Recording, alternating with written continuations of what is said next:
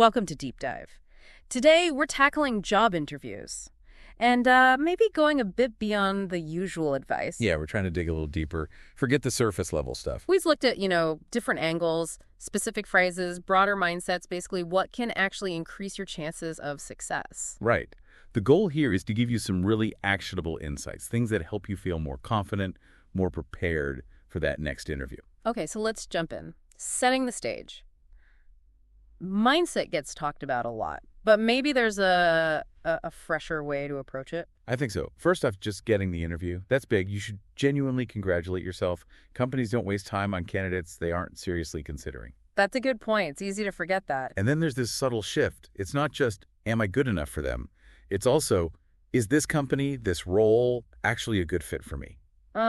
Flipping the script a bit. Take some pressure off. Exactly. It balances the dynamic. And remember, the interviewers want to hire someone. They're looking for reasons to hire you, not, reasons to reject you. Okay, so they're looking for confirmation, really. Your job is just to give them that confirmation. Yeah. To show them you're the solution they've been looking for. Right. So with that mindset, let's talk prep. What goes beyond just reading the company website? Well, understanding what they do is basic. You need to get a feel for their values, their culture, sure, check the site, social media, but also look at recent news. What's happening in their industry? So showing you understand their current world, not just their mission statement. Precisely. It shows genuine interest when you can maybe relate your experience to something specific they're dealing with now. Makes sense. And the job description, how do we analyze that more effectively? Don't just scan it. Really break it down. What are the absolute core requirements? Which responsibilities seem most critical? Then brainstorm specific examples, times you've used those exact skills or handled those kinds of responsibilities. Be ready to talk about them. Got it. And crafting answers. We hear about practicing common questions. Yes, absolutely practice. Tell me about yourself. Why here? Mm-hmm. Strengths, weaknesses, challenges, the usual suspects. Mm-hmm. But how you practice matters. The STAR method: situation, task, action, result is fantastic for structuring those answers. Right, the STAR method. How do you make that sound natural, though, not robotic? Good question. Focus on the story. Situation and task set the scene quickly. The action is where you detail what you specifically did. Okay. And result shows the impact. Use bullet points for practice, not a full script. Okay, bullet points. So it feels more like recalling, less like reciting. Exactly. And maybe even try recording yourself. You'll catch filler words or if you're not making enough eye contact, even on video. Good tip. What about preparing questions for them? Crucial. It shows you're engaged in thinking seriously. Don't ask things you could easily find online, though. Like what then? Ask about the team culture. Maybe, what does a typical day look like? Or what are the key priorities for this role in the first 6 months? Things that show you're picturing yourself there. Things that show you're thinking about hitting the ground running. Yes. And let's not forget personal presentation. Dress appropriately. Maybe lean slightly more formal if unsure. And for virtual interviews, that's so common now. Stable connection is number one. Good camera, decent microphone, tidy background, absolutely. Minimize noise. It all contributes to a professional impression. Okay, preparation is key. Now, during the actual interview, you mentioned some great things to say. Can we unpack a few? Sure. Starting off simple. Yeah. Thank you for the opportunity to interview for this position today. Basic manners, but it sets a nice tone. Builds a little connection. Simple but effective. What else? Clearly state you've done your homework. Something like, based on my research into the company's recent work on X, I'm really excited about the direction you're heading, and I see how my skills in Y could contribute. Be specific. Shows genuine interest, not just flattery. Right. And highlighting flexibility is usually good. Maybe mention you're willing to pitch in where needed, even if it's occasionally outside the core job description. Shows you're a team player. Okay. What about directly addressing the job description? Definitely say something like, I've carefully reviewed the job description, and I'm confident I have the key skills and qualities you're looking for. Particularly mention 1 or 2 specific skills. Explicitly connecting the dots for them. Yes.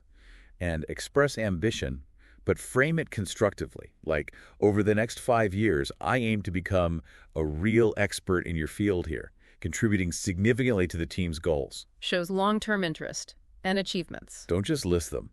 Say something like, in my previous role, I achieved specific quantifiable result, and I'm confident I can bring that same drive and achieve similar success for your company, for example, by.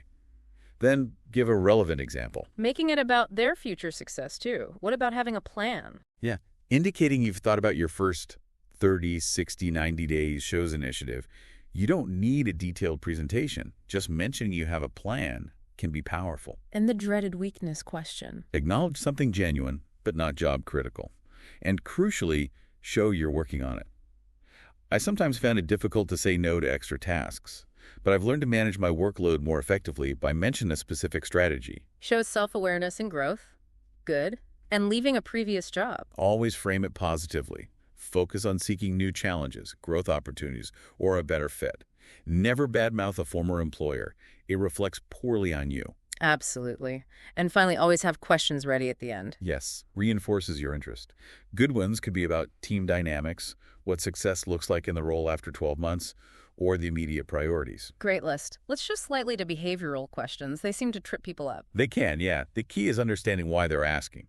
They're trying to gauge specific qualities based on your past behavior. What kind of qualities? Things like leadership or initiative, resilience, how you handle setbacks, teamwork, naturally. Also, influence or persuasion skills, and sometimes your ethical judgment. Okay. So how do you prepare for those? Leadership, for example. Think about times you took the lead, even without a formal title. Maybe you guided a project, mentored someone, or proposed a new idea that got adopted. Use the STAR method again. And resilience. That sounds tough to demonstrate. You can talk about a challenge or even a failure. The important part is what you learned and how you bounce back.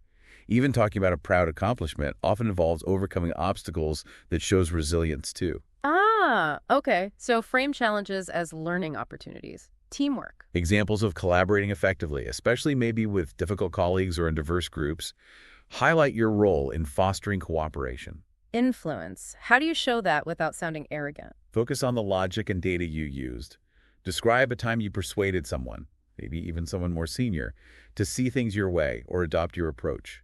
Focus on the positive outcome for the team or project. And ethical dilemmas. These require careful thought. Share a situation where you faced a tricky ethical choice. Explain your reasoning and how you upheld your integrity or company values. So the prep strategy for all these behavioral questions. I suggest a brain dump first. Just list all potentially relevant experiences, projects, challenges, successes, collaborations. Get it all out there. Then, craft stories for each key quality: leadership, resilience, etc., using that STAR framework. Maybe aim for a couple of stories per quality so you don't repeat yourself if they ask multiple related questions. Makes sense. Have an arsenal ready. And practice delivering them. Again, bullet points, not scripts. Focus on showing, not just telling. Include details, maybe even how you felt or what you were thinking. It makes the story more vivid. And always end with the learning. Definitely. What was the key takeaway from that experience for you? You mentioned an origin story earlier for tell me about yourself. Can you expand on that? How does that build rapport? Yeah, instead of just a dry career summary, starting with a very brief, engaging anecdote from your past. Maybe what first sparked your interest in the field or an early experience that taught you a key lesson relevant to the role can be really effective. So it shows a bit more personality, makes it more conversational. Exactly. It helps the interviewer see you as a person, not just a resume.